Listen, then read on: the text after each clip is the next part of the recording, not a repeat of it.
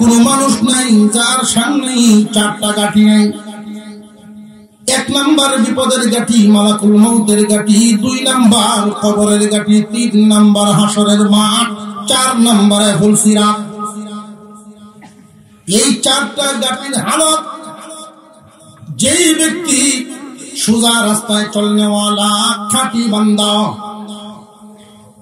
যারা খাঁটি বান্দা ওই মানুষগুলোর মৌত হবে বেলুনের মুখ খুললে বাতাস যেমন সহজে বেরিয়ে যায়, আজরাইলে জান কবজ করবে বেলুনের মুখ খোলার মতো। আর একটু জোরে কনসো মরার ওয়াজ দেখতে মরণ লাগবো। কেউ কঠিনে কেউ সহজে মরতে তোমাকে হবেই। মরণ থেকে যতই পালাও মরণ তোমায় লইবে গিরি, যদিও লাগাও আকাশ পানে মরণ সেটায় লাগায় শুধু। মরণ থেকে কেউ বাঁচতে পারে না। বুজুর্গই বড় হোক আর ধনী বড় হোক, রাজা বাদশাহী বড় হোক না কেন, কেউ বাঁচতে পারে নাই। এই দুনিয়ার যত বড় বড় আমির উমারা কেউ থাকে নাই যাদের ধমকে এলাকা কাঁপত, তরতর করে মানুষ চলাফেরা করত। আজকে তারা গুরুস্থানে এমন ভাবে ঘুমায়, গুরুস্থানের উপরে গরু ছাগলে ঘাস খায়, খেদাইবার শক্তি। কুজা কারুন কুজা ফেরন কুজা নমরুদ শুধু হামান, কেউই নেই, সব বিদায়। কারণ মরণ হবে যারা চাল চলন সোজা করতে পারছে, যারা খাঁটি, তাদের মরণ হবে বেলুনের মুখ খোলার মতো সহজ, বাতাস বেরিয়ে যাবে। পক্ষান্তরে যদি খাঁটি হইবার না পারো, তোমার চাল চলন বাঁকা, মরণ হবে কেমন? জিন্দা প্রাণীর চামড়া ছিলাইলে দ্বিগুণ কষ্ট হয়, যেমন এর চাইতে আরো বেশি কষ্ট দিয়ে জানবে। আমরা যে মাটির নিচ থেকে পানির তলে মাটি, মাটির নিচে শালুক, এই শালুকের জ্বর কি একটা না অনেক?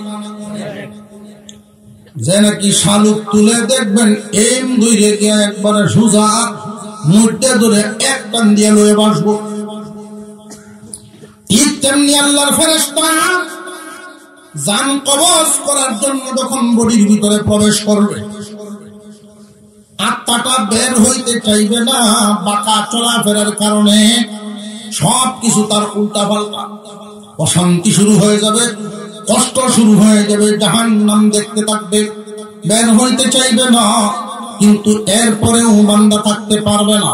ফেরেশতা ভিতরে গিয়ে ডুব দিয়া এক টান দিয়ে যখন আত্মা নিয়ে আসবে, শরীরের যত নারী বুড়ির রোগ সব এক টানে সব ছিঁড়ে যাবে। আল্লাহ পাক রব্বুল আলামিন নেককারের এই মৌতের গাটিটা পার করবেন আসানে, বদকারের হবে কষ্টে। 2 নম্বর গাটি কবরের জগৎ, ওইটাও বড় বিপদের গাটি। যারা খাঁটি বান্দা এদেরকে আল্লাহ একবার ঘুম পাড়াইবেন। ফজরের 2 রাকাত সুন্নত নামাজ তার কাছে যতক্ষণ লাগে মনে হবে এতক্ষণ ঘুমেছিল। এতটুকুন সময় ঘুমের মধ্যে গেছে, ইসরাফিলের সিংহার আওয়াজে ঘুম ভাঙবে। আর যদি চলন বাঁকা হয়, এক ওয়াক্ত নামাজ থেকে আরেক ওয়াক্ত নামাজের সময় তার কাছে মনে হবে কোটি কোটি বছর চলে গেছে। 3 নম্বর হাসরের ময়দান, খাঁটি বান্দা হবে যারা, যারা খাঁটি এদেরকে আল্লাহর আরশের ছায়া তলে জায়গা দিবে। পক্ষান্তরে যাদের বাঁকা চলা, খাঁটি হতে পারে নাই, এদের চাল চলনের অবস্থাটা ভালো না। সূর্য চলে আসবে মাথার আধার উপরে, এই জমিনটা মাটি থেকে পরিবর্তন হয়ে হবে তামার, নিচে তামার মাটি, তামার জমিন, উপরে হবে সূর্যের আলো, সূর্যের তাপ। এইভাবে একদিন নয়, দুদিন নয়, 50,000 বছর দাঁড়ায় থাকবে। 4 নাম্বার গাটি, সোজা খাঁটি মানুষ যারা, ওরা ফুলসিরাত পাড়ি দিবে 30,000 বছরের রাস্তা। ওই ফুলসিরাত পাড়ি দিবে বিজলির আকারে, অর্থাৎ চোখের পলকে। পক্ষান্তরে কাফের এবং গুনাহগার যারা বেখাটি বাঁকা চলনেওয়ালা, এদের অবস্থা হবে খুব কষ্টের পরেও পার হতে পারবে না, জাহান্নামে কাইটা পড়বে। আল্লাহ পাক রব্বুল আলামিন দুনিয়ার জমিনে যারা সুজা পথে চলতে চায়, খাঁটি বান্দা হইতে চায়, এদের জন্য ঘোষণা দিলেন কাফেররা কখনোই খাঁটি হতে পারবে না, কারণ আসল দৌলত নাই, ঈমান নাই। এই জমিনে ভালো চলনেওয়ালা অনেক মানুষ আছে বেঈমান, ঈমান নাই কিন্তু মিথ্যা বলে না, ঈমান নাই কাউকে ধোঁকা দেয় না, ঈমান নাই ওজনে কম দেয় না, ঈমান নাই কাজে ফাঁকি দেয় না। বেঈমান মানুষের মধ্যে অনেক এমন আছেন, এমন ভাবে জীবন যাপন করেন, দুনিয়ার সব মানুষ যেই দেখে তারা কয় ভালো মানুষ। এই যে ভালো মানুষ হয়ে আছি, দুনিয়ার জীবন কাটাইলো, পরকালে আল্লাহর কাছ থেকে কোনো পুরস্কার সে পাবে না, ঈমান না থাকার কারণে। এই জন্য আল্লাহ ঈমানদারদেরকে শুধুমাত্র কেবলমাত্র ঈমানওয়ালা বলছেন। যদি সবাইকে বলতেন তাহলে ইয়া আইয়ুহান নাস বলতেন, নাস বলেন নাই, তিনি ডাক দিয়েই বলেন ইয়া আইয়ুহাল্লাযীনা আমানু, হে ঈমানওয়ালাগণ, হে ঈমানওয়ালাগণ, এই জমিনে আমি তোমাদেরকে বানাইলাম, বানাইছেন কে? জবান খুলে বলেন কে? আল্লাহ পাক আমাদেরকে বানাইছেন, লালন পালন করেন কে? আমাদেরকে খাওয়ান, যখন যা দরকার সব সময় আসার আগেই সামনে হাজির করে দেন। মার গর্ভে থাকাকালীন সময় কেউ খবর রাখে নাই, ঠান্ডার মধ্যে গরমের মধ্যে একজন মানুষ আর একজন মানুষের ভিতরে, একটা মানুষের ভিতরে আর একটা মানুষ কি খাইবে, কেমনে থাকবে, ব্যবস্থা করছেন কে? মার নাবির সাথে আমার আপনার নাবি জোড়া লাগানো ছিল। ইচ্ছা করলে আল্লাহ পাক এই লাইনটা, এই রোগের লাইন মুখ দিয়েও ফিটিং করতে পারতেন, মুখ দিয়া করেন নাই, কারণ পেটের খাদ্যটা ছিল মার রক্ত পানি, মূলত রক্ত পানি না পাক, পবিত্র খাদ্য খাওয়ানোর জন্য আল্লাহ মুখটারে রিজার্ভ রাখছেন দুনিয়ার জমিনের জন্য। এজন্য মার পেটে আল্লাহ মুখে দিয়ে ওই সংযোগ স্থাপন করেন নাই, নাবির সাথে নাবি করছে। মহান আল্লাহ পাক দুনিয়ার জমিনে যখন আনলেন, আমার আপনার রিজিক আগেই পাঠাইছেন, এরপরে আমরা জানছি ঠিক আমার আপনার বলার শক্তি নাই, চলার শক্তি নাই, মহান আল্লাহ পাক এরপরেও আমরা খাওনের কোনো অভাব রাখেন নাই। যেই দিন থেকে বলা এবং চলা শুরু করলা বান্দা, সেই দিন থেকে আল্লাহর রহমত থেকে আস্তে আস্তে দূর হওয়া শুরু হয়েছে। আল্লাহর রহমতের আশা ছেড়ে দিছ তো দুনিয়ার পেরেশানি পড়ে গেছ। যে বেশি যত ভরসা করে আল্লাহ পাক তারে সেইভাবেই চলার তৌফিক দান করে। দুনিয়ার জমিনে তিন ধরনের জাতকে, তিন ধরনের সৃষ্টিকে আল্লাহ খাদ্যের মাধ্যমে বাঁচায় রাখেন, খাওয়ানোর মাধ্যমে রিজিক দিয়া।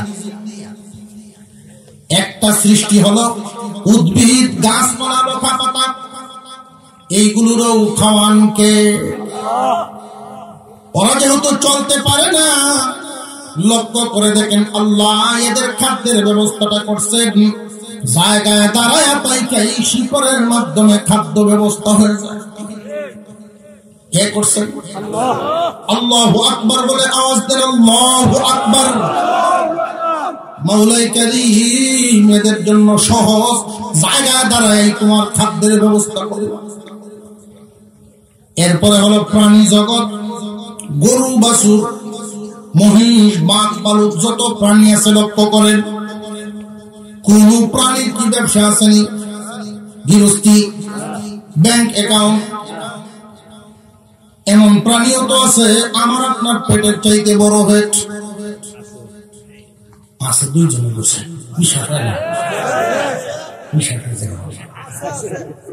আন্দাজ নাই আমাদের। সুলাইমান আলাইহিস সালাম তামাম দুনিয়ার বাদশাহী পায়া আল্লাহর কাছে জানাইলেন, আল্লাহ অনুমতি দেন মাখলুকদেরকে একত্র খাওয়াইতাম। আল্লাহ বলেন, পারবা না, পারবা না। মনে চায় করতাম, আপনি শুধু বলেন, দেখো পারো কিনা, দিলাম অনুমতি। এমন একটা জায়গায় খাদ্য সংগ্রহ শুরু করলেন যেখানে জলের পানিও আসতে পারে, স্থলের পানিও আসতে পারে। সমুদ্রের কিনারে 6 মাস পর্যন্ত হাজার হাজার শ্রমিক দিয়ে খাদ্য সংগ্রহ শুরু করলেন। নির্দিষ্ট তারিখ চলে আসলো, আল্লাহর কাছ থেকে অনুমতি নিলেন খাদ্য যেন নষ্ট না হয়। মহান মাওলাই কারীম তামাম জগৎ কিভাবে পালেন? এই জন্যই তো তিনি মাত্র রহমান, একমাত্র তিনি রহমান, তিনি রহমান। নির্দিষ্ট দাওয়াতের তালিকা এসে গেছে, সমুদ্রের 1 মাস সামুদ্রিক প্রাণী মাথা উঠাইছে।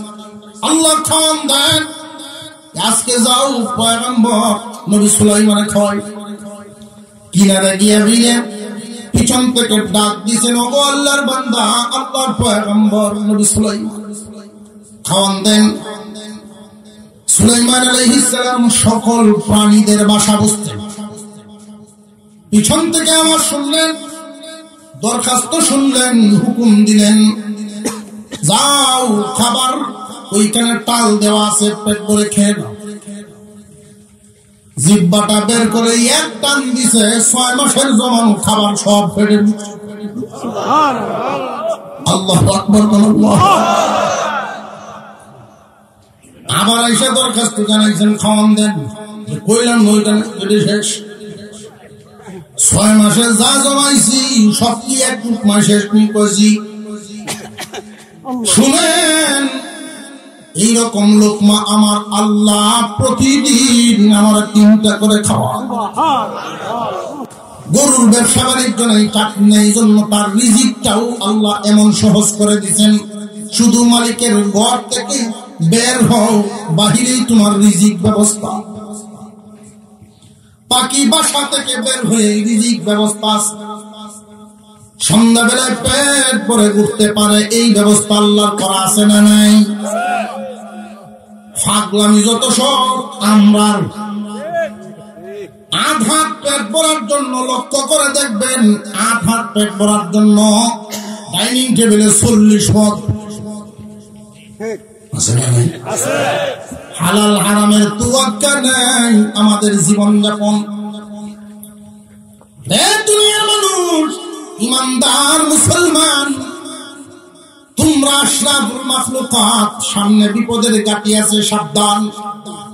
বেকাটি হয়ে যায় না, খাটি হয়ে যাও। যারা চাও খাটি বান্দা হইতে, যারা চাও পরিবার পরিজন সন্তানাদিদেরকে খাটি বানাইতে, খেয়াল করো আল্লাহর ঘোষণা। আল্লাহ বলেন, ইয়া আইয়ুহাল্লাযীনা আমানু, হে ঈমানওয়ালাগণ, কুলু মিন তাজ্জিবাতি মা রাযাকনাকুম, এই জমিনে রিজিক হিসেবে আমি যা দিলাম এখান থেকে তোমরা খাও, বেছে বেছে হালাল, বেছে বেছে পবিত্রটা খাইবা, অপবিত্রটা খাইও না। এই জমিন থেকে উৎপন্ন করার, গ্রহণ করার অনেক রাস্তা থাকবে, অনেক কিছুই খাওয়ার মতো থাকবে। রানলে কবুতর যেমন খাওয়ান যায়, কাউয়াও রানলে তো খাওয়ান যায়, রানলে খাওয়ান যেত না। খাসি যেমন খাওয়ান যায়, মানুষের কুত্তাও তো খায়। কথা বুঝার চেষ্টা করে। এই জমিনের সবকিছু খাওয়ান গেলেই খাইতে পারতাম। জমিনের মধ্যে অনেক কিছু আছে, এই জমিনে আমি যা দিলাম এইখান থেকে তোমরা বেচে বেচে পবিত্র টাকাইবা, অর্থাৎ হালাল টাকাইবা। আমি যেই রাস্তায় ইনকামের ব্যবস্থা দিয়েছি সব রাস্তায় তোমাদের জন্য না, শুধু হালাল রাস্তায় তোমরা গ্রহণ করবা, হারাম না। সব রাস্তায় ইনকাম করা গেলেও সবার জন্য সবটা না, তোমাদের জন্য বেচে বেচে বেচে বেচে খাইবা। কারণ জানিয়ে রাখবা, কুকুর শুকুরে খাইলে মোটা তাজা হয়, পচা গান্দা খাবার মানুষে খাইলে পেট খারাপ হয়। ইহুদি খ্রিস্টানরা যদি হালাল হারামে মিলায় খায়, এদের জন্য কোনো কিছুই না, কারণ ওরা তো পরকালেই মানে না। তোমাদের জন্য শর্ত হইল, কাটি যদি হইতে চাও তাহলে বাঁচিয়া বাঁচিয়া খাও। এই যে বডিটা, বলুন তো সারা বডির মধ্যে কোন জায়গাটার নাম খুঁজে পাবেন যে এই জায়গাটার নাম মানুষ? প্রত্যেকটা অঙ্গের আলাদা আলাদা নাম আছে না নাই?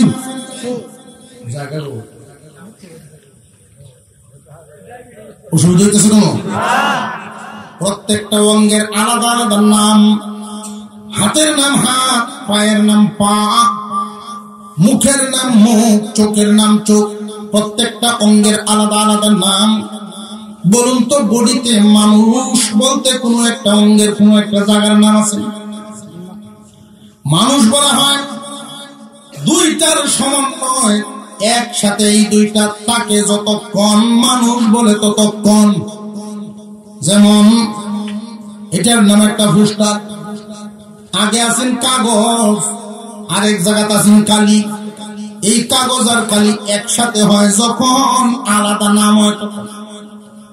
বই বলেন, পেপার বলেন, পত্রিকা বলেন, পোস্টার বলেন, যা ইচ্ছা একটা নাম হইব আলাদা। মানুষের এই যে বডিটা মানুষ বলা হয় ততক্ষণ, আত্মা এবং বডি একসাথে থাকে যতক্ষণ। দুইটার সমন্বয় আলাদা নাম হইল মানুষ।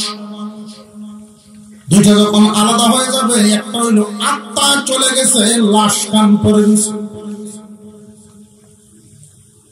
আত্মা আসছে আল্লাহর পক্ষ থেকে,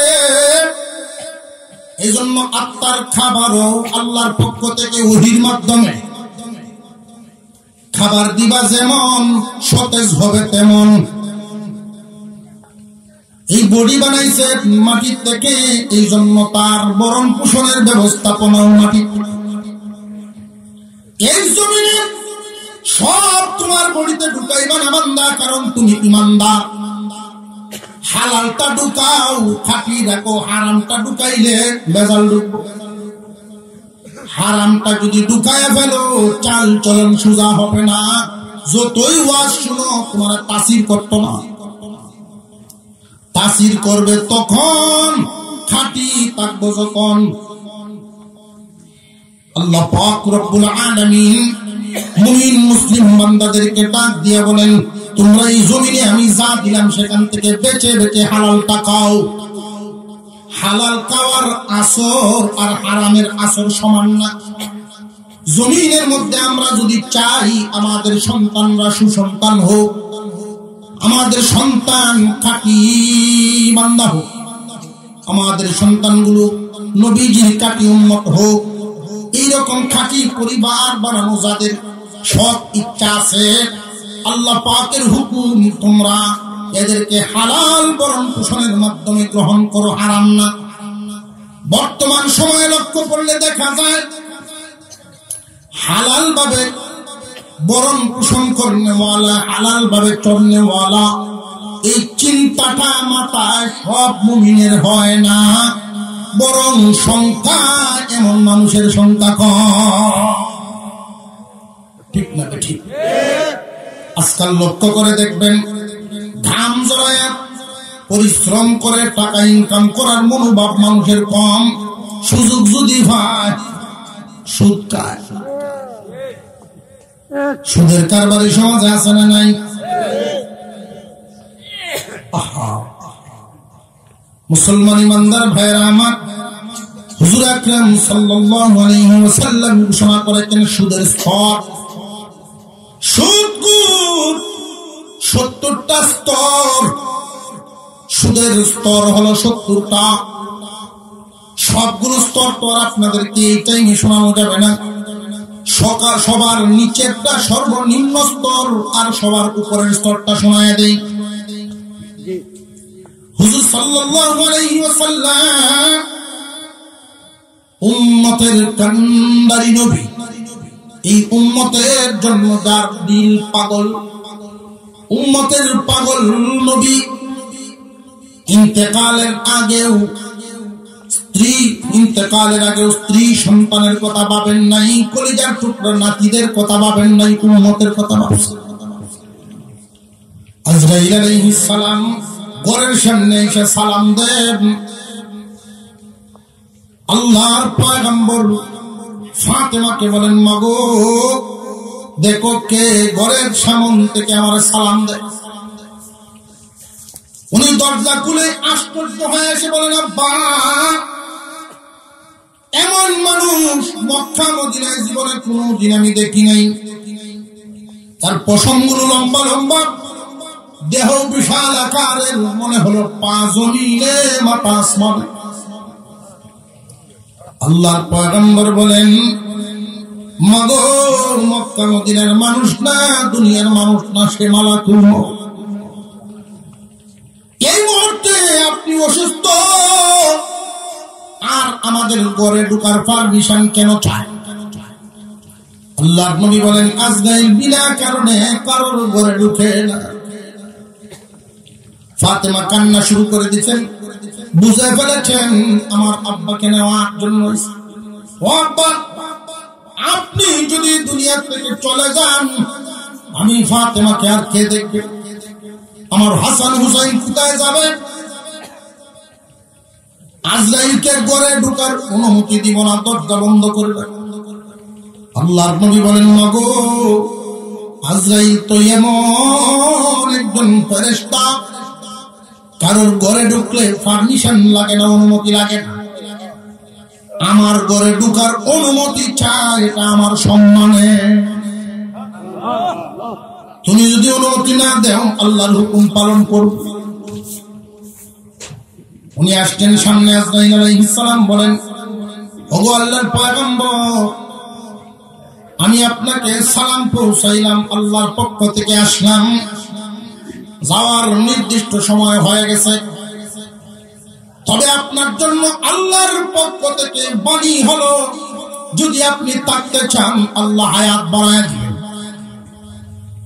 আপনি যদি থাকবার চান বলেন, হায়াত বাড়ায় দেওয়া হবে, আমি চলে যাব।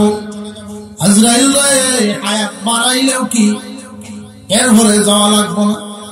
হ্যাঁ, এমন কোন প্রাণী নাই যেই প্রাণীর মরণ নাই, সবাই মরবে। অপেক্ষা করো, জিবরাইল আসা পর্যন্ত অপেক্ষা করেন। জিবরাইল আমিন হাজির। আজরাইলে বলে, আমি চলে যাব। আল্লাহর পক্ষ থেকে কি মেসেজ আমার শোনাও? জিবরাইল আলাইহিস সালাম বলেন, আপনার জন্য 3টা জায়গা নির্ধারণ করা হয়েছে, জান্নাতুল ফেরদাউস, আরশে মুআল্লা, সিদরাতুল মুনতাহা। কোথায় থাকবেন নাম বলেন, সেইখানে আপনি থাকবেন। আল্লাহর নবী বলেন, না, দুনিয়ার থেকে বিদায় হয়ে গেলে 3 জায়গার কোনটাই না, মদিনার মাটিতে শুয়ে থাকবো। তামাম পৃথিবীর কোনায় কোনায় আমার উম্মত থাকবে, তারা আয়েশা যেন আমার রওজার পাশে দাঁড়ায় আমার সালাম দেয়, আমি শুনবো তাদের সালামের জবাব। উনি কান্না শুরু করলেন।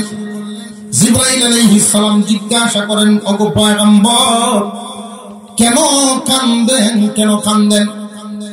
দুনিয়ার মায়ায় যদি কান্দেন আল্লাহ হায়াত বাড়ায় দিবেন। বলেন, আল্লাহ নবী বলেন, না, আমি যাকে ভালোবাসি, যিনি আমাকে ভালোবাসেন, এমন প্রিয়জনের রফিকে আলার সাথে সাক্ষাৎ হবে। এই দুনিয়ার মায়ায় কান্দবো কেন? আল্লাহর দিদার তো সবচেয়ে উত্তম। তাহলে কেন কান্দেন? ফাতেমার মায়ায় কান্দেন।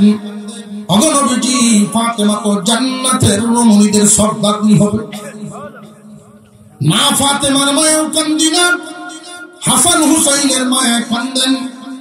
হাসান এবং হুসাইন জান্নাতের যুবকদের সর্দার হবে না। হাসান হুসাইনের মায়াও কান্দি না, কান্দি আমার উম্মতের মায়া। আল্লাহ বলেন, ওগো জিবরাইল, আমার দুষ্টকে সময় দাও, উম্মতের জন্য কি দরখাস্ত? কেন কান্দেন? উম্মতের কোন মায়ায় কান্দেন? আমি কান্দি কারণে আমার লকব রাহমাতুল লিল আলামিন, যতদিন আমি দুনিয়াতে থাকবো আল্লাহর পক্ষ থেকে কোনো গজব এই জমিনে নাযিল হবে না। আমি চলে গেলে আমার উম্মত গুনাহগার যদি হয়ে যায়, এই জমিনকে গুনাহর মাধ্যমে নাপাক বানায় আল্লাহর রাগ হয়ে, গুসা হয়ে যদি আসমানি গজব দিয়ে সমস্ত উম্মতকে ধ্বংস করে ফেলে। অতীতের উম্মত, তাদের উপরে আল্লাহর গজব নাযিল হয়েছে। আমার উম্মতকেও যদি এইভাবে গজব দিয়ে আল্লাহ পাক ধ্বংস করে ফেলেন, সেই ভয়ে কান্দে।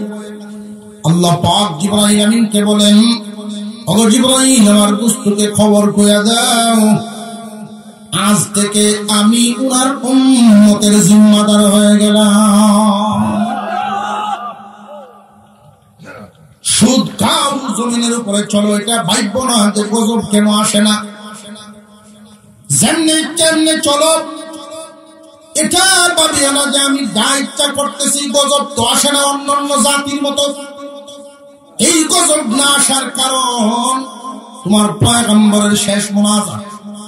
তবে এটা ভাববো না তোমাকে ধরা হবে না। জমিনের মধ্যে সুদখোরের সংখ্যা বেড়ে গেছে। আমার আপনার পয়গম্বর লানত করেছেন উম্মতের কিছু মানুষের জন্য। এই উম্মতের কিছু মানুষের জন্য লানত করেছেন, যেই জবান থেকে কথা বের হইতে দেরি, কবুল হইতে দেরি হয় না, এমন জবানে যদি লানত হয়, এর কপালটার অবস্থা চিন্তা করেন। এই জমিনে মানুষ পেট ভরার জন্য সুদ খাইতে হয় না।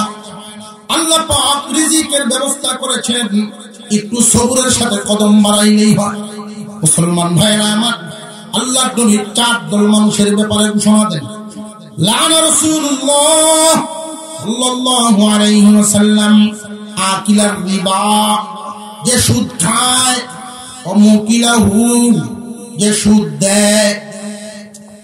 আকিলার রিবা ওয়া মুকিলাহু ওয়া কাতিবাহু ওয়া শাহিদাই, যে সুদ খায়, যে সুদ দেয়। সুদের বিষয়টা লেনদেন করতেছে বড় মূর্খ মানুষ, লেখাপড়া জানেন। আরেকজন গিয়ে তার নাম ঠিকানা লেখালেখিটা করলো। যে ব্যক্তি সুদের লেখালেখি করলো সেও তাদের মধ্যে সামিল। যে ব্যক্তি সুদের সাক্ষী হয় সেও তাদের সামিল। বড় মাতাব্বর, বড় শেয়ারওয়ালা, যে সুদ দিব, যে নিব, 2 জন গেছে। ভাই সাহেব 1 লাখ নিতাম, আপনি কি করেন? আমি দিতাম, আপনি কি করেন? অসুবিধা নাই, দে আমি দেহামনে। এই যে দেহামনে যারা কইছে, এলাই হইল সাক্ষী।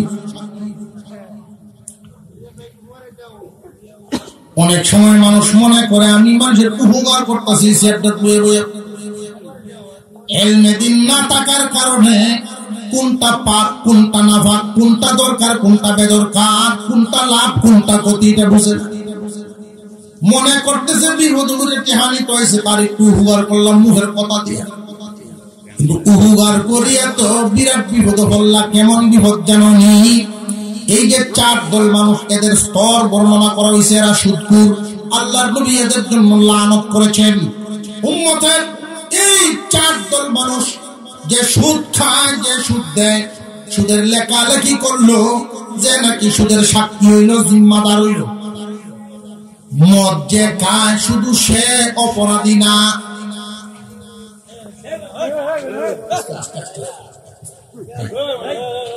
আর খুঁজুরে বললেন কি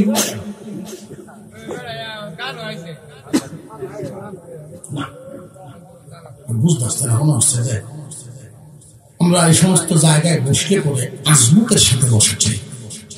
আমাদের মুরব্বীরা যে আসতেন মাহফিলে, আমি ছোট তখন দেখছি উজু অবস্থায় প্যান্ডেলে ঢুকতেন, উজু ছাড়া ঢুকছে। তারা বুঝতেন এটা বরকতের জায়গা, এটা বরকত মনে করেই ঢুকতেন। আপনার দিলের অবস্থাটা যেমন থাকবে আল্লাহর পক্ষ থেকে আপনার জন্য পুরস্কারও এমন থাকবে। আমরা এটাকে ফজিলত মনে করে আসবো, দুনিয়ার কোন তামাশা, দুনিয়ারই কোন মজলিস। আলেমদের জবান থেকে এই কথাগুলো শুনবো, আমলের নিয়ত সুদকুর নিকৃষ্ট মানুষ, যেমন নিকৃষ্ট এই চারদল মানুষ একদল না খায়া না সইয়া অপরাধী হইল। কেন? এটা মুখের কথা না কইয়া স্বামী দরদ দেয়। আল্লাহ যে জায়গায় দরদ দেখাইছে না, তুমি বান্দা কিতা আরেক দল লিখকে দেয়া। এই চার দল মানুষ, সুদ খানেওয়ালা, সুদ দেনেওয়ালা, সুদ লেখনেওয়ালা, সুদের সাক্ষী। এদের স্তর হলো 70টা, সর্বনিম্ন স্তর আপন মার সাথে জেনার চেয়ে নিকৃষ্ট। এই হাদিস আমি যেই দিন পড়লাম মনে মনে ভাবি, না কে মরে যাও তবু এই কাজ করবা না। উম্মত না খেয়ে মরে, আপন মার সাথে জেনা। সর্বনিম্নটা বললাম, সবার উপরেরটা হলো যারা এরপরেও যুক্তি দেয় সুদের পক্ষে, বুদ্ধি কাটায় সুদ খাইতে চায়, সমাজে আল্লাহ এবং রসুলের বিরুদ্ধে যেন যুদ্ধে নামে। আল্লাহ এবং রসুলের বিরুদ্ধে যদি যুদ্ধে নামে ঈমান থাকে না বিদায়। যারা গাড়তিয়ারি করে জোরদার করে যুক্তি দিয়া সুদের কারবার ঠিক রাখবে, এরা ঈমান নাই, বেঈমান। যারা নিম্ন স্তরে আছে মার সাথে জেনাপুর। এবার বলেন দুটাই কি সমাজে, যখন আমাদের যে সমাজে আমরা মানব সভ্য সমাজে বসবাস করি, এইখানে যদি কোনো একটা মানুষ ধরা পড়ে মার সাথে জেনাকারী, কোন সভ্য সমাজ এদেরকে সামাজিক ভাবে রাখবে না। কোন সভ্য সমাজ এদেরকে জায়গা দিবে না। আমি কথাগুলো আপনাদের সামনে বলার উদ্দেশ্য, যেইভাবে সুদ ঘরে ঘরে ঢুকতেছে, যেইভাবে আমাদের মধ্যে সয়লাভ করতেছে, এই সুদ মুক্ত যদি সমাজকে করতে না পারে, আমাদের সন্তানদের ভবিষ্যৎ ভালো না, আমাদের প্রজন্ম সামনের দিনে ভবিষ্যৎ ভালো হবে। খুব বিপদ সামনে অপেক্ষা করতেছে। আমরা যদি চাই সুন্দর একটা সুশৃঙ্খল সমাজ, হালাল পথে চলার একটা সমাজ তৈরি হইতে, তাহলে সুদকে জারু পিটা দিয়ে বিদায় করতে হবে। কেমনে করবেন? এর পদ্ধতি হলো জেনে রাখবেন, সুদকুরের নিম্ন স্তরটা যদি মার সাথে জেনা করে, তাহলে এমন একটা জেনাকুর সমাজে জায়গা আমরা দিতাম না। এই সুদকে যদি বিদায় দিতে হয়, একজন সত্যিকারের ঈমানদার হালাল খানেওয়ালা একজন মানুষ এই সুদকুরের সাথে মানসিক সম্পর্ক রাখতে পারে। সুদের টাকার মাধ্যমে আলিশান বাড়ি বানাইলো, সত্যিকারের একজন ঈমানদারের কাছের মানুষও যদি হয়, পুষ্টির রক্তের মানুষও যদি হয়, তার বক্তব্য হবে, তুমি হারাম সুদের টাকা মার সাথে জেনাকারীর কাতারে গিয়ে দাঁড়ায়া বিল্ডিং বানাইছো, এই ছাদের নিচে আমি ঈমানদার যাব। ছেলের বিয়েতে লাখ লাখ টাকা খরচ করে আয়োজন করো, তোমার বাড়ির এই মেহমানদারিতে আমি যাবো, আমার বাড়ির অনুষ্ঠানে তোমাকে বলবো না, আর তোমার কোন কাজে আমি যাবো। সামাজিক ভাবে যদি এইভাবে হ্যাঁ প্রতিপন্ন করতে পারি, তাহলে যদি সুদকুররা চাপে পড়ে, লজ্জায় পড়ে, মানসিক ভাবে নিস্তব্ধ হইয়া গিয়ে যদি সুদ ছাড়ে, এছাড়া বছরে একদিন ওয়াজ শোনায়া আমি তো। সকল মুসলমানের ভূমিকা রাখতে হবে, তাহলে যদি সুদ এই সমাজ থেকে বিতাড়িত হয়। বরং আমরা উল্টা দেখা দিচ্ছি, এলাকার নাম করা নাম করা ডিগ্রি পাওয়া 1 নম্বরের সুদখোর, তার এমনি ভোটের চেয়ারও ভয়। বিভিন্ন সম্মানের চেয়ার দিয়ে দিত, সংগঠনের মধ্যে দায়িত্বশীল বানায় দেয়, বাজার কমিটির দায়িত্বশীল বানায় দেয়। দেখতে দেখতে এখন দেখা যায় আল্লাহর মসজিদের সভাপতি বানায় না। এমন কারবার মুসলমান সমাজ, মুসলিম সমাজের মধ্যে কাকে কোন জায়গাটা দেওয়া জেনে রাখবেন। ও যোগ্য লোককে যদি যোগ্য জায়গায় নেন, এই জায়গার সাথে বেইনসাফি হয়।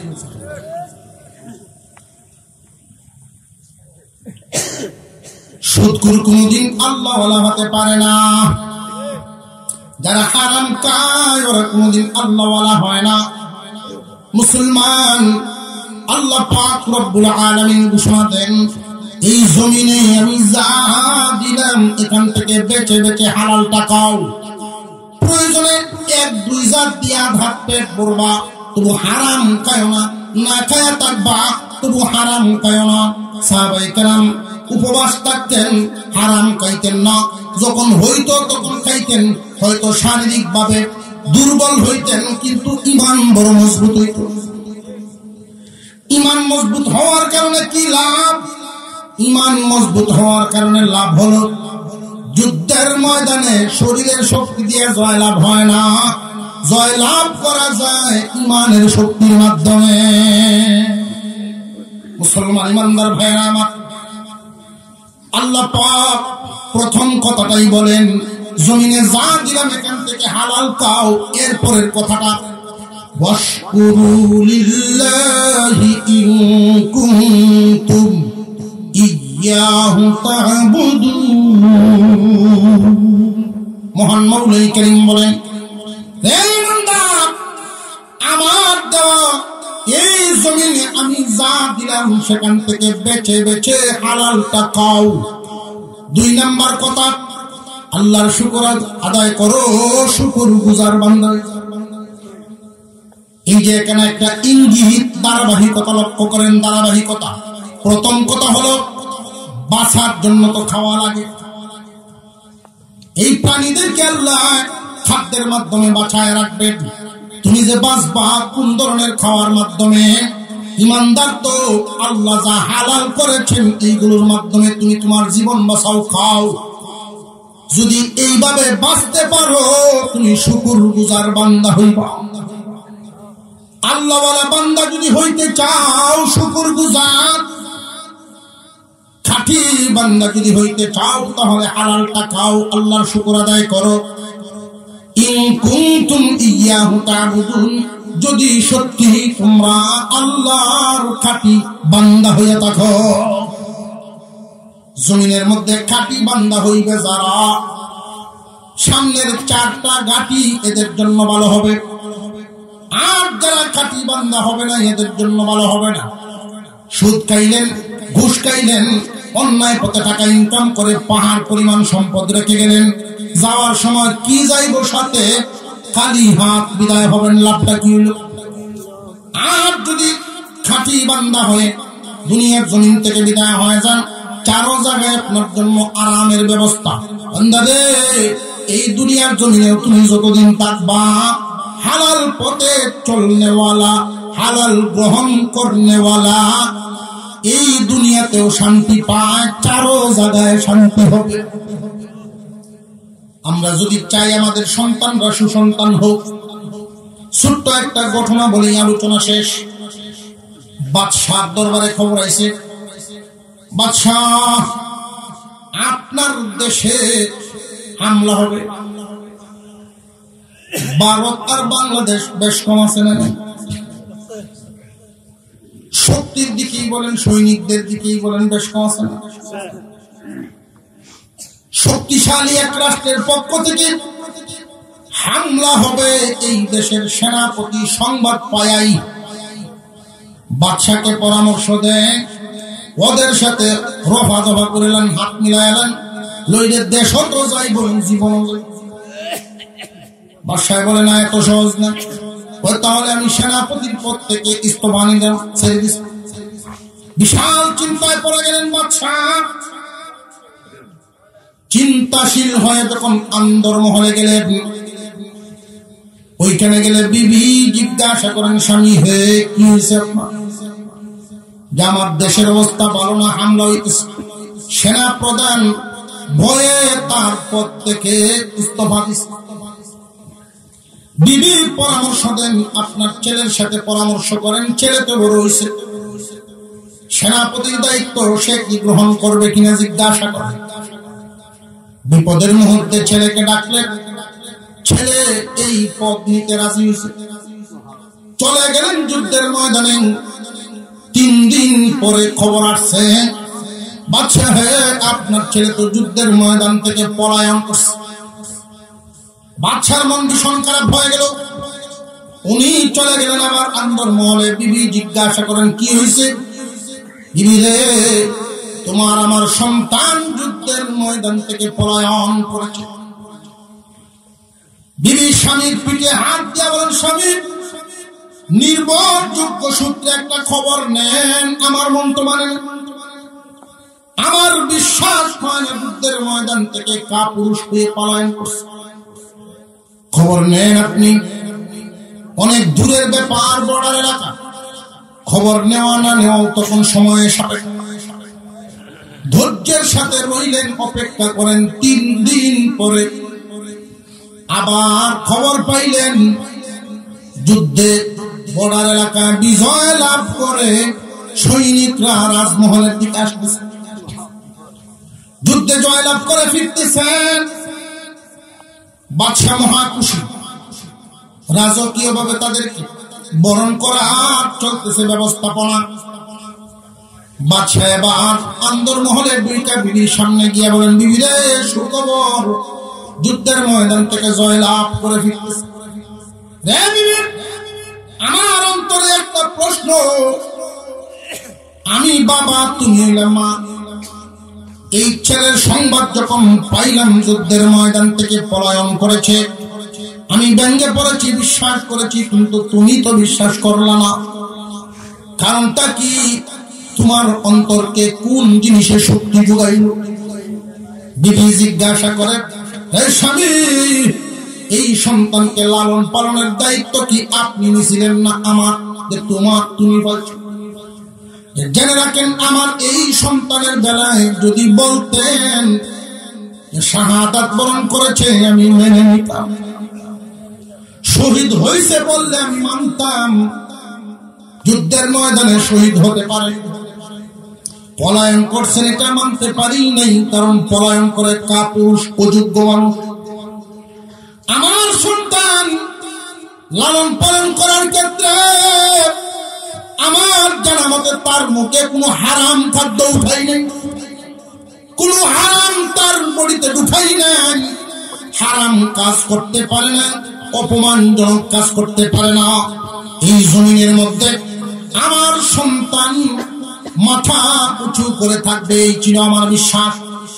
যুদ্ধে জয়লাভ করে ফিরেছেন, ইতিহাসের মধ্যে স্বর্ণাত করে লিখে গেছে, হালাল পথে সন্তান তার লালন পালন করো, এদেরকে সুসন্তান হিসাবে পাইবা। সন্তানকে খাওয়াইবা হারাম, হালাল আচরণ পাইবা না। হালাল খাওয়াও কোনদিন হারাম ব্যবহার করবে না। আমরা যদি চাই আমাদের সন্তানদেরকে সুসন্তান বানাতে, খাঁটি বান্দা হইয়া পড়তে, হারাম ছেড়ে খাও, উপবাস থাকো, হারাম খাও।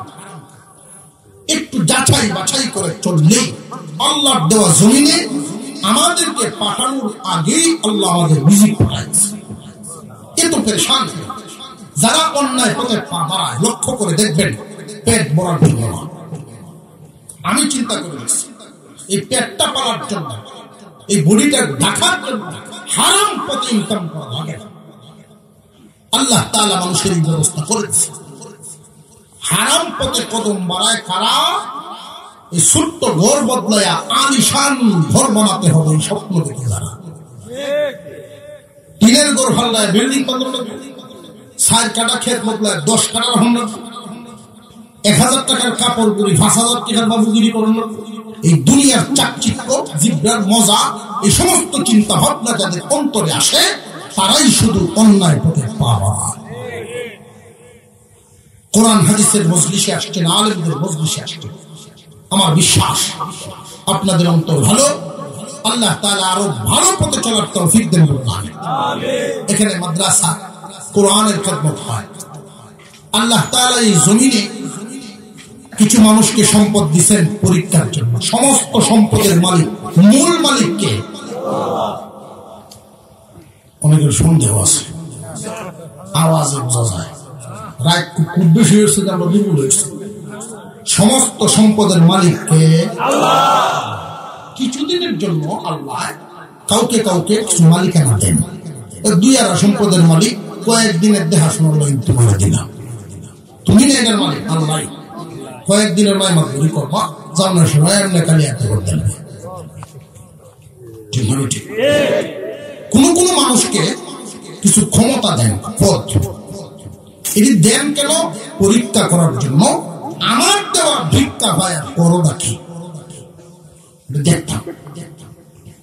আল্লাহ দেওয়া এই ক্ষমতা দৌলত পায়া কেউ আছে আল্লাহকে এমন খুশি করছে, এমন খুশি করছেন আল্লাহ সন্তুষ্টি করে ওসমান গনি রাদিয়াল্লাহু তাআলা আনহু আল্লাহ সন্তুষ্টি পেয়েছেন। আবু বকর সিদ্দিক রাদিয়াল্লাহু আনহু আরবের মক্কার বাজারে বড় ব্যবসায়ী, সব সালার সব কিন দিয়ে সালার সরের ভান্ডার বানায় খেজুর পাতার ডাল দিয়ে শিলাইছে, খেজুরের কাটা সালার শটের ভাঞ্জরি বানায় মদিনার গলিতে হাঁটে। ইহুদিরা কয় আবু বকর বড় মাজনের হুক মাজন। আল্লাহ এবং সন্তুষ্ট, আল্লাহ রসুলের সন্তুষ্টির জন্য এই হালত সব দিয়ে দিলেন। আবু বকর বলেন, জেনে রাখো আজকের বাজারে, দুনিয়ার বাজারে এই সামান্য ধন দৌলত দিয়ে যদি আল্লাহ এবং রসুলের সন্তুষ্টি পাই, মনে রাখবা কম দামা জিনিস দিয়ে বেশি দামা জিনিস হয়েছে। সবাই বুঝে না। আর এমন মানুষও আছে আল্লাহর দেওয়া এই দ্বন্দ্বলত খায়া আল্লাহকে এমন নারাজ করছে, এদের নাম নিল ঘৃণার সাথে মানুষ। কারুনকে আল্লাহ ধন দিছে, কারুন নাম মানুষের কি সম্মানায় না ঘৃণায় না? আবুল আহাবকে আল্লাহ ধন দৌলত দিছেন, আবুল আহাবের নামটা সম্মানায় না ঘৃণায় না?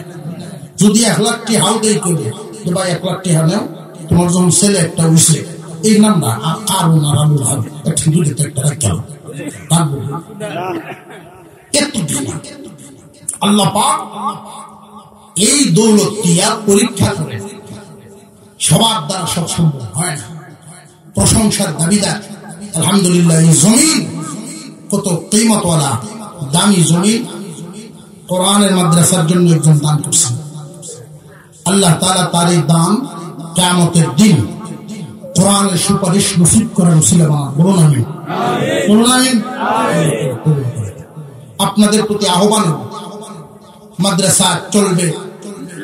আপনাদের নাম্বার 1 কথা হইল, যার যেমন তৌফিকে তোলা এবং সাহায্যের হাত সবসময় বাড়ায় রাখবেন।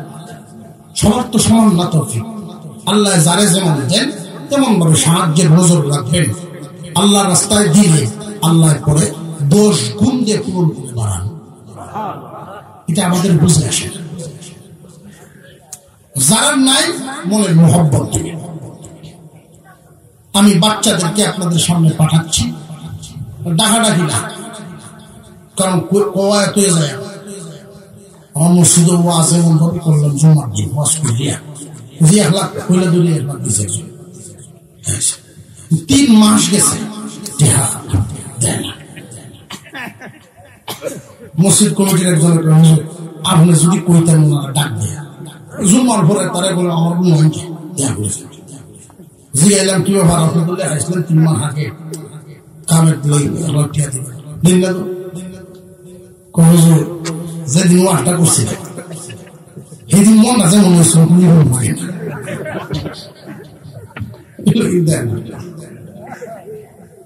অনেকে বলে বলে লেখা মন তৈরি হয়, এটা ইমানের লোক। ইমান বাড়ে কোন ইমান বাড়ে।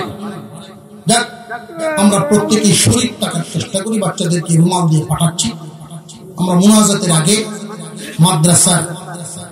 মাদ্রাসার পরিচালনার মধ্যে সহযোগিতার হাত বাড়াই। যে যেমন পারেন প্রত্যেকেই পকেটে হাত দেয়।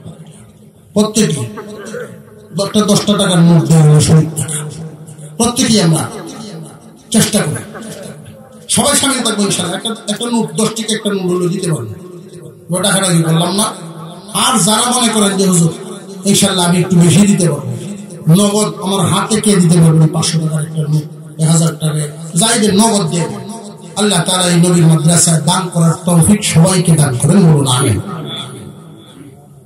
আল্লাহর দেওয়া মাল আল্লাহর রাস্তায় দিলে আল্লাহ পাক 10 গুণ যে বাড়ায় দেন, কিন্তু বিশ্বাসের ব্যাপার, সত্যি দেখি না বিশ্বাস করতে। হযরত রুমাল গেছে তোমরা জমা জানাবে, কম সময় হয়ে যাবে। ছেলেটি আমার কাছে আসলে দোয়া করে ফেলবে, কষ্ট হচ্ছে না তো আপনারা? আজকের ওয়াজের যে শিক্ষাটা বাড়িতে নিতাম, বাড়িতে কইতেন না ইনশাআল্লাহ? বাড়িতে কইবেন তো? খেলা নিবেন ওয়াজ বাড়ি না তুই যাবেন গিয়া খেলা নিবেন নিবা বাড়িতে কইবা, কিন্তু তোমার মা বাবা হুজুরে বলছেন ইমানদার যারা হালাল খাইতে হবে, হালাল করতে হবে। আর যদি সুসন্তান না চাই যে কোন অহংকারী তুই গেলি যায়, মাশাআল্লাহ এক ভাই নগদ দিয়ে দিয়েছেন 500। আল্লাহ তুমি তো দেখছো মাওলা, খেলা দিছো মাওলানা জিয়া ভাই, আল্লাহ তুমি দেখছো তোমার বান্দা মাওলানা জিয়াউর রহমান সাহেব নগদ 500 টাকা দিয়েছেন। আল্লাহ তুমি তার দান কবুল করো, মঞ্জুর করো, জিন্দা মুর্দা সবাইকে মাফ করো। আমরা সকলে দোয়া করি আল্লাহ যেন হালাল মালে রুজি রোজগারে খয়র বরকত দান করেন, জবান করে দোয়া করি আমিন।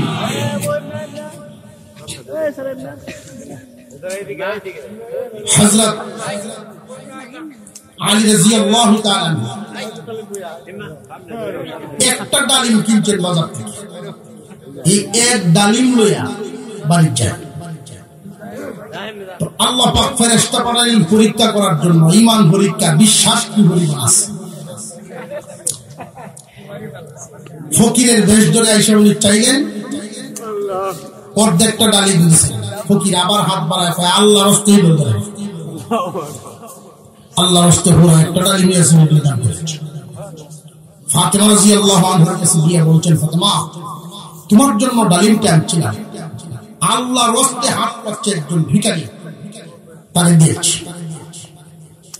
তো সলিমুদ্দিন গলিমুদ্দিন মেয়ে না তো, বিষ্ণুনবীর মেয়ে, আমি খায়া যখন খুশি হইলাম, একটু বেশি খুশি হচ্ছে। আল্লাহর জন্য হাত পাচ্ছে মুশকিল। রাত্রে স্বামী স্ত্রী ঘুমাইছেন, গভীর রজনীতে দরজা আওয়াজ শোনা যায়, কে? আমার সালমান। দরজা খুলছে, কি ব্যাপার? আতকি ঢুকলা, এক ব্যাগ ফল ফাটাইছেন আল্লাহর রাসূলের পক্ষ থেকে, এটা আল্লাহ দিয়া গেছেন জিবরাইলের মাধ্যমে বুঝে গেছে। আল্লাহ আল্লাহ পাঠাইছে আল্লাহর পক্ষ থেকে, হ্যাঁ রাসূল দিয়া দিয়েছেন। উনি ব্যাগ গুলেছেন, গন্তাছেন ডালিম দি গনেন, 1 2 3 4 5 6 7 8 9টা ব্যাগ ভরে যাচ্ছে। কি ব্যাপার? না, আমি আল্লাহর রাস্তায় দিনের বেলা একটা দিন কোরআন শরীফ আছে, আল্লাহ যদি দেন একের বদলা 10 হইত, 9টা না দেখান না। সালমান ভার্সি বলেন এই জন্য 9টা, আমার বউয়ের একটা আছে 10টাই, আমি রাখি দিচ্ছিলাম একটা। আমি তো জানি না এটা আল্লাহর পক্ষ থেকে এইভাবে তোমার এক বদলায় আছে। আল্লাহ যে একের বদলা 10 ফেরত দেন, আমার আপনার বিশ্বাস যেমন আল্লাহর পক্ষ থেকে ফলাফল 10 গুণ বাড়ায় দেন। আপনি দিলেন 100, এর 10 গুণ হল 1000। এমন একটা মুসিবত আপনার দিকে আসতেছিল, এই 100 সদকায় মুসিবত ফিরে দিবে, যেটা উদ্ধার হইলে লাগবে আর 10 লাখ, এর চেয়ে বড় না হয়ে। আল্লাহ পাক প্রত্যেকের দান কবুল মঞ্জুর করেন, বলুন আমিন।